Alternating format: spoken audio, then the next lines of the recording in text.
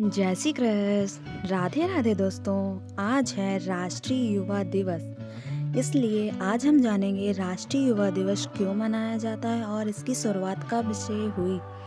चलिए जानते हैं। राष्ट्रीय युवा दिवस स्वामी विवेकानंद के जन्म दिवस के अवसर पर मनाया जाता है, जो कि स्वामी विवेकानंद का दर्शन और उनके आदर्श की ओर देश के युवाओं को प्रेरित करने के लिए यह हर वर्ष 12 जनवरी को राष्ट्रीय युवा दिवस के रूप में मनाया जाता है। राष्ट्रीय युवा दिवस भारत के उन युवाओं व नौजवानों को समर्पित करने का एक खास दिन है जो देश के भविष्य को बेहतर और स्वस्थ बनाने की क्षमता रखते हैं। राष्ट्रीय युवा दिवस 12 जनवरी को मनाने की एक खास वजह है। इस दिन ही स्वामी विवेकानंद जी का जन्म हुआ था।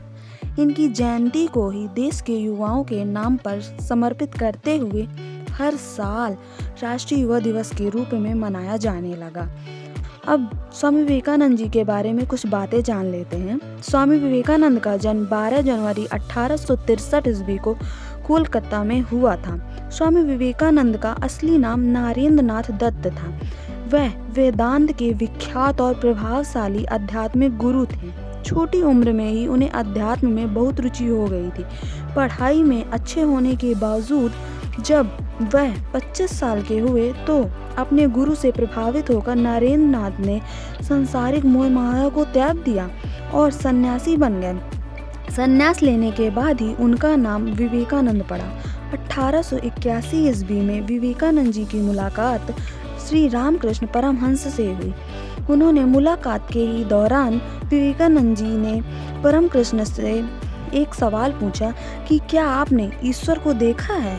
इस सवाल के जवाब में रामकृष्ण परमहंस ने विवेकानंद जी से कहा, हाँ, मैंने ईश्वर को देखा है और मैं आपके अंदर भी ईश्वर को ही देखता हूँ। ईश्वर हर किसी के अंदर स्थापित है।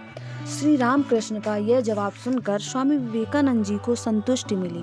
उसके बाद 11 सितंबर 1893 में अमेरिका में धर्म संसद का आयोजन हुआ, जिसमें स्वामी विवेकानंद भी शामिल हुए थे।